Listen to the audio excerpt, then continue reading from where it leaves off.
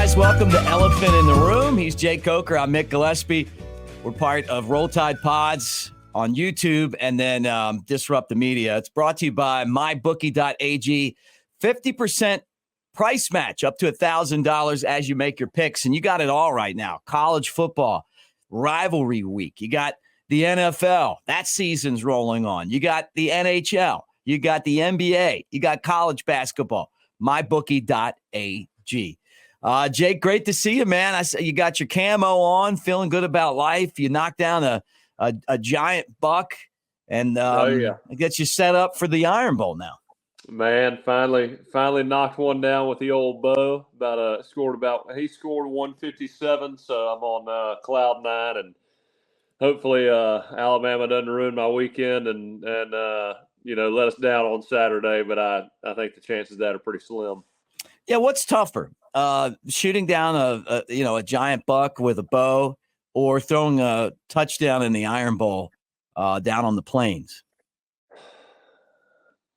Well, I've killed one deer this size, and I've only thrown one touchdown in the Iron Bowl, so 50-50.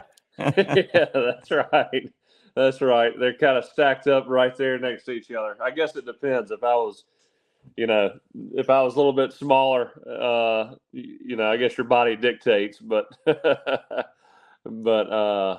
I had fun. It was one of those deals. The whole family was around, got to celebrate, and then Thanksgiving the next day. So, this is one of those weeks, Thanksgiving week with the Iron Bowl and family and hunting and all that. That's kind of it's my speed. That's for sure. Yeah, no doubt. Well, we kind of touched on this last show, and now it's time to really get into the nitty-gritty on it. But when you look at the matchup on paper, there's just so many different ways that Alabama could win this game, and Auburn is going to have trouble. But that's not how this rivalry's gone. Bama's a 15.5-point favorite. I look at the Crimson Tide. I think they're better on offense. I think they're way better on defense. But I think Auburn is not going to play anywhere nearly as bad as they did against New Mexico State. But does that even matter if Alabama plays their best game? Yeah, that's one of those things. Alabama's head and shoulders above Auburn every phase of the game. You have some matchups where if a team shows up and plays lights out, they've got a chance. But I honestly, man, I just don't see it. We would have to play the worst game we played all year by far. And, Auburn's going to have the ball bounce their way just about, every drive, I think, for them to stay in the game. We got to make sure we catch those punts and don't turn anything over on special teams. But I'd say I just don't see them being dynamic enough or depth to even stick in the ball game with us.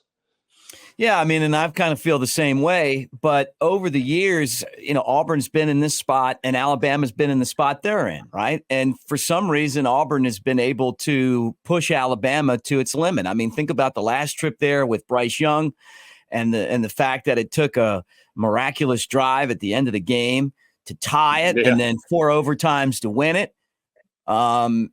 The 2009 game, I spent Thanksgiving with Baron Huber. He was on that team. Yeah. And, that they had the drive at the end of the game to a bunch of throws to Julio to win. So, and both of those teams that they were playing weren't really great Auburn teams, but they played great against Alabama. Yeah. No, you're right. It doesn't take long to get back to the realization that Auburn just does some wild shit in that stadium. Again, it's always dangerous. I know I've told the story, about throwing that touchdown to Ardarius and then Jason Smith for an Auburn receiver, like the next play, gets a ball thrown to him. He almost gets decleated by Geno Smith, somehow tips the ball up and to himself and catches it, runs it in for like a 60-yard touchdown. And me and Kenyon Drake are just looking at each other like, only in this freaking stadium, right? This kind of bullshit happens. So it's definitely something that even the players are aware of. It's just a weird atmosphere in there. What makes it weird? I mean, what's it like? And is it extra loud? Is it just lucky breaks? I mean, compare it to the other stadiums that you played in at Florida State and Alabama, and tell me what makes this place so tough to play in. I mean, I think it's just, it's I think when you come in, especially those games in a rivalry type setting, and you're that much better, you're favored that much over your rival. I mean, they play with an extreme confidence in that stadium. Uh, and I know, trust me, I get it makes no sense as to why kids wouldn't be excited to go play in the Iron Bowl. Uh, but I think a lot of guys, on the Alabama team, we've had a lot of big games throughout the year, and then we come to Auburn, and it's it's always great to beat Auburn, but lately they haven't been very good, and it's not been the matchup that it was in 2010, 2011, 2012, 2013. Yeah, no doubt. But for whatever reason, they rise up against Alabama. You look back at that New Mexico State game, and they got their ass kicked on both sides of the ball. I mean, they were beaten at the line of scrimmage. New Mexico State ran the ball. But what's weird is that you go back and look 2 games ago, and Arkansas couldn't stop Auburn. They ran all over them, So maybe they got a little bit too confident, after that game and figured they would take care of it. Or maybe they were game planning against Alabama, right? And was that I thought I saw a report, and I'm not sure if it's true or not, and it would be kind of odd if it was, but where Cadillac went up to Coach Freeze and wanted to go through New Mexico State prep for them, and he was like, "No, we're." Like they said they were going to game plan for Alabama. He's frozen there. But that would be it.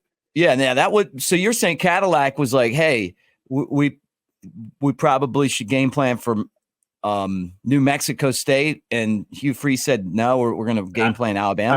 I remember reading through that on a Twitter timeline somewhere, and I was like, man, if that's true, that's kind of crazy. I mean, look, I know that whenever you play Chattanooga or New Mexico State, you're going to sprinkle in some Auburn, during that week of practice. You're just going to do it. But kind of strange to not even,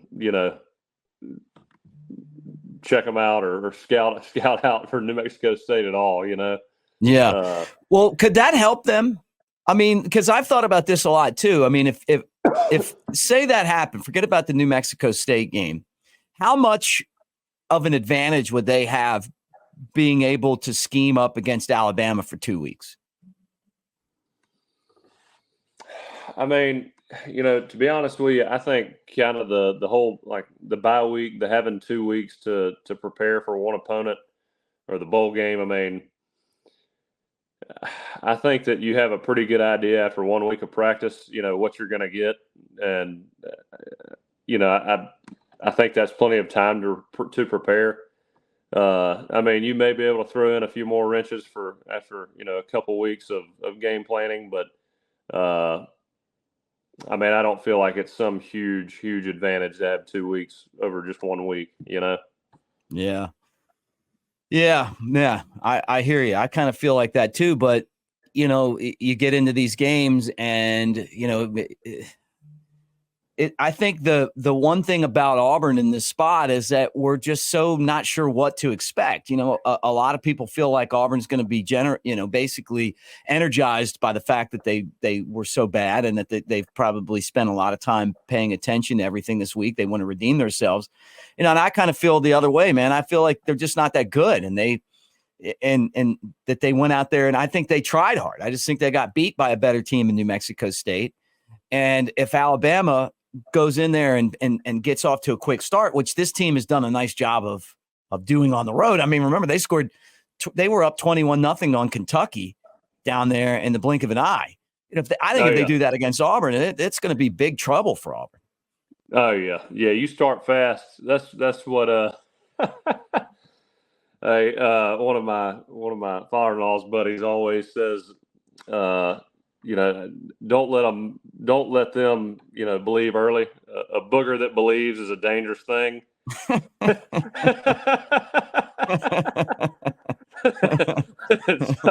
So you gotta make sure that you stomp on the gas to begin with, and don't let them believe, man, it's dangerous. Yeah, that is pretty funny. Yeah, I hope they I hope they wipe that booger out early too. Yeah, but it's that this I don't know. This game, for whatever reason, I'm like with everyone else. It's just, is it voodoo? Is it Auburn Jesus? Or is it mental? Do we just pretend that, do we make it something that it's really not? I don't know, man. When I saw Mark Ingram fumble the ball 30 yards on a straight line through the end zone, that's when I knew it wasn't mental anymore. There was something to this. Yeah. Of course, that was in Tuscaloosa, but yeah, there's just something about the way the ball rolls for Auburn sometimes that makes you just scratch your head. I mean, the prayer in Jordan-Hare against Georgia. Yeah. I mean, that one, I remember where I was when I saw that game. That was, I mean, there's just things that go on with that team that nobody else in the country experiences. No, I'm with you. Guys, don't forget, right now is a great time to check out Lance's Lock and lanceslock.com. As you make your wagers, and you got all these sports going on right now, Lance covers them all. Lance's Lock. Whether you want to take his picks or just the information on making a good decision for yourself to make picks, lanceslock.com is the place to go do it. And I mean, just not only knowing what we know by the way that, he talks about it on the show, but you can sit there and see him in action. I mean, he was so giddy when Colorado went to play Oregon. Like he couldn't get to that day fast enough, like it was like free money for him, it was like, so, and he was exactly right. That back then, Coach Prime was ranked in the top 25. And God, it's crazy how this year has changed, has evolved, isn't it? I mean, yeah. Colorado, that's all you talked about. Yeah, that was every storyline was Colorado week 1 through week 4. Yeah. Just wild how everything's changed, but it is kind of wild how there's still 5 undefeated teams. Yeah, I mean, and I'll tell you, man, that just kind of switching gears and looking around the world of college football, it really has been crazy because we've never seen anything like this before, where all these teams just continue to win football games. Like, it's nuts, right? I mean, week after week after week, Florida State finds a way. Washington finds a way. Michigan and Ohio State are going to play, but they've been undefeated. And then the one-loss teams. To think that there's 8 teams right now with 1 week left of the regular season that have a chance at a national championship, and that Bama's the 8th team, really shows you, kind of, because I think Alabama could be the best of all of those teams, but they're 8th right now. Yeah, think about that. If Jalen plays football like he has against Kentucky and Tennessee in the second half, we're the best team in the country, I think. Yeah, LSU. Yeah, LSU. I mean, but it also makes you wonder if these teams that kind of had glaring holes prior to quickly being able to just plug in a transfer, weaknesses with the transfer portal, and again, you're going to see a lot more parity in college football.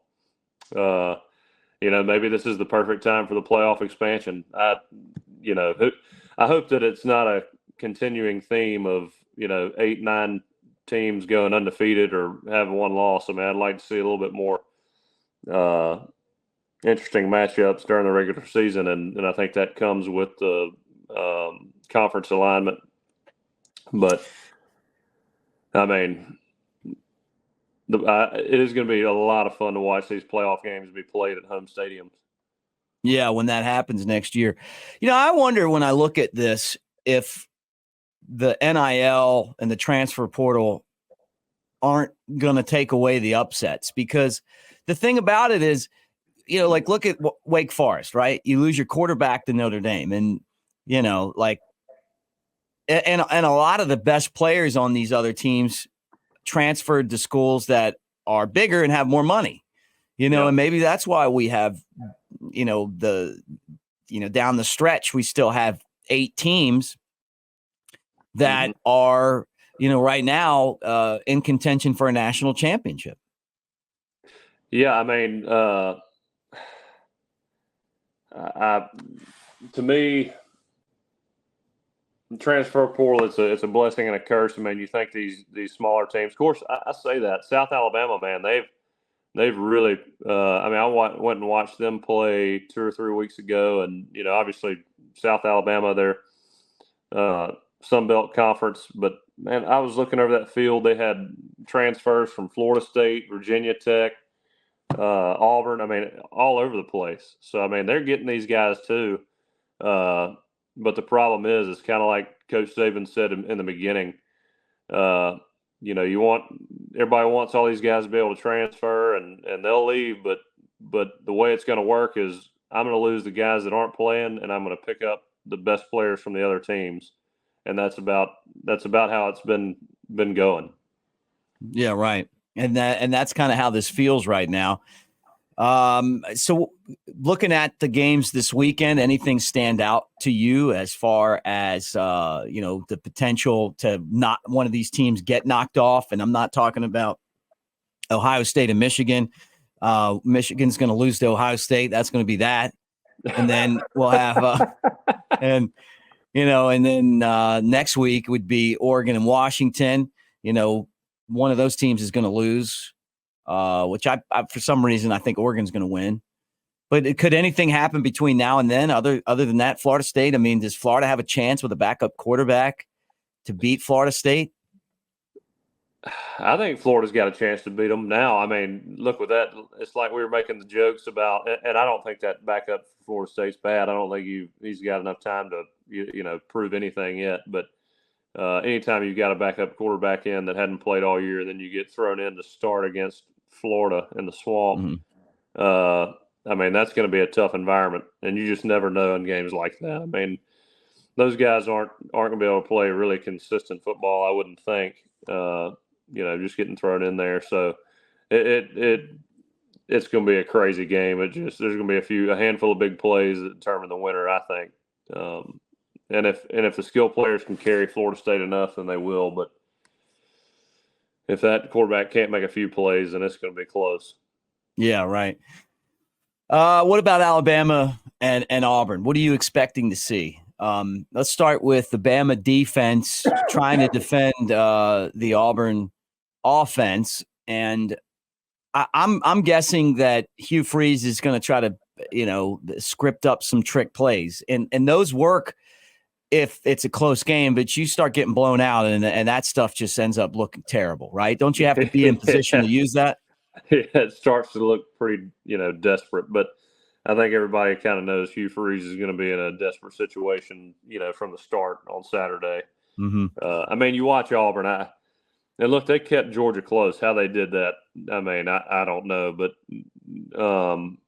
when I watch Auburn, they don't have a lot of great players right now. They don't have much depth, and we've talked about this before. I can't remember how many players it is that they actually lost to graduation and transfers last year, but it was something astronomical. Like, I mean, the fact that he was able to beat Arkansas with the guys that he had were shocking to me. And I think he's going to have a great team in the future with his recruiting. But, I mean, this year, I think it's gone about how we thought. I didn't think he'd, get blown out by New Mexico State, but I mean, he's doing about as much as he can with what he's got. I think Alabama 38 to 42, Auburn right around 10, and that might be garbage time touchdown.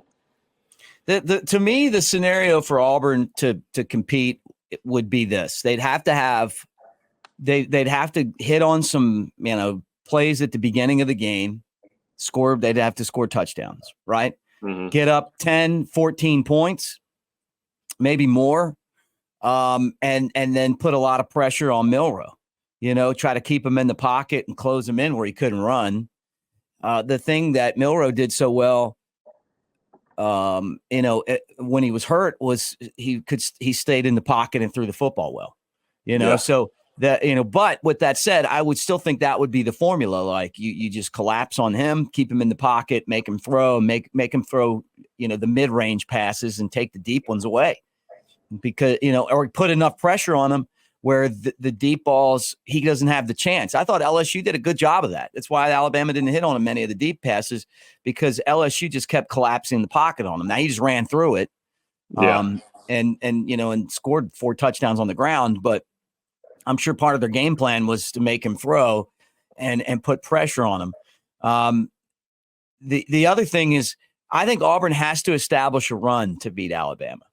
And that's going to be tough. I mean, Bama will take your run away, and I don't think Peyton Thorne is going to be able to run enough to kind of supplement the running backs if they have trouble, picking up yards on the ground.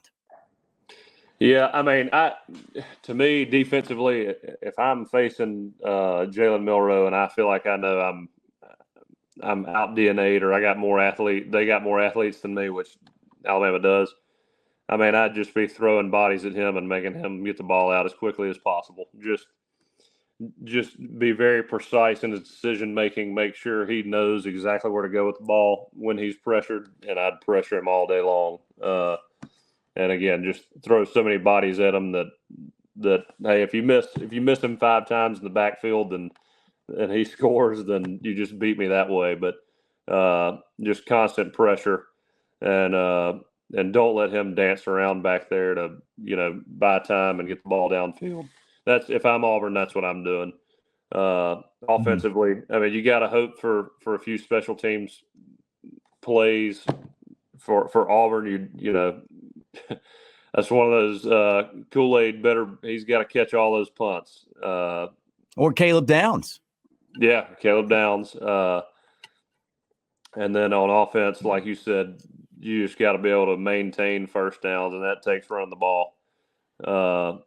Consistently run the ball. Maybe a few play actions here and there, but you're going to have to establish the run game and control the clock. But let me tell you what, having said all that, that's the last kind of game plan I'd want to have. So, I mean, Auburn's not in a good spot. Right. You'd want to be aggressive in attack. Yeah. And basically just try to put them behind so much that you just end up, they can't compete, get into a boat race with them. And, and then, that's where they're not going to succeed. They've got to have a grinded out, Bama making a bunch of mistakes, turnovers, like that, like at Kentucky, they gave up 21 points and each of those touchdowns were led by mistakes, mistake in coverage, fumble, punt, short field type stuff. Auburn's going to have to block punts. They're going to have to do trick plays. They're going to have to catch breaks. And Alabama's going to have to struggle with the sound of the crowd, the noise, like the offsides, the bad snaps, which is something that I thought they did a good job of dealing with at Kentucky. Not to say that Kentucky's as loud as Auburn, but you felt like there was a point in that game against A&M where they just kind of got on the same page in the second half. And from that point on, I feel like this team's gotten better and better. Oh, yeah. No, that was definitely – I felt like that was a turning point. Right there. It was that's when Alabama – it just seemed like we found our identity. Jalen found himself. It just and like we talked about, I guess it was Tuesday, I mean, I've never had more fun watching an Alabama team than this year. Just you felt like you were riding the roller coaster with them, and I don't know. It's hopefully I got the rat poison right now. I'm just ready for next weekend. Ready to see Georgia. Right. I hope we come through and wear them out, and I'm ready for next week. That's going to be a fun week. Yeah. Well, if Alabama wins, it'll be the first time since Bear Bryant that they've beaten Auburn 4 straight games. Saban hasn't done it. Saban struggled down there for some reason, which, I guess as Alabama coach, 4-4 record, but he also lost to them when he was at LSU. And then Hugh Freeze has beaten Alabama 2 times in a row when he was at Ole Miss. He's 2-3 against the Tide. And then the game that the Thanks, last Mick. time they played, he was ahead and they just blew it, you know? Yeah, appreciate that Hugh Freeze shout out. It's like you look at all of those things, though, and I mean, I don't even know how they factor. Saban's like, hey, you can't worry about what happened in the past. You got to worry about what's going on right now. Bama needs to win this game, and they need to do it convincing because the issue that they have on the bigger picture is that it could come down to them and another team. And one of the biggest, right, and one of the biggest things that they have in their corner is that they've gotten better and better as the year's gone on. And I think that does matter. So, them having wins where they don't struggle, they're not grinded out wins, matters a lot, as they get ready. All right, final thoughts, man. Final thoughts on this football game. Well, I think we about a 30-point victory. I'm feeling really confident about that. And then I'm hoping I'd like to see Washington lose tonight. I'd like to see Oregon lose tonight. I don't think they're going to lose, but I'd like to see that. And then let's see. I think Michigan probably solidifies themselves as number 2 behind Georgia until we beat them next week. And cruise for this weekend and watch some football, man. I'm excited. Hey, roll Tide, man. All right, don't forget, elephant in the room. We'll be in the same room next week, Jake. Right? Yeah. We're looking forward to it here. Got some new brews on tap. Over here. Yeah, got a lot of IT struggles. We'll give you guys one of our longer episodes. Hopefully, it'll be we'll be happy. We're not drinking our sorrows away. But make sure that you guys keep commenting. We love hearing the comments. Elephant in the Room's on Roll Tide Pods YouTube channel, brought to you by the people at MyBookie, mybookie.ag. 50% price match on up to $1,000. You got all of these great sports going right now. Bet on Alabama, Auburn. Bet on Alabama in the SEC championship game. The NFL. You got the NHL. You got the NBA. On and on and on down the line. Check it out for yourself. mybookie.ag. And don't forget, if you need a little bit of help with that, lanceslock.com. He's Jay Coker. I'm Mick Gillispie. We'll talk to you guys next week after the Iron Bowl.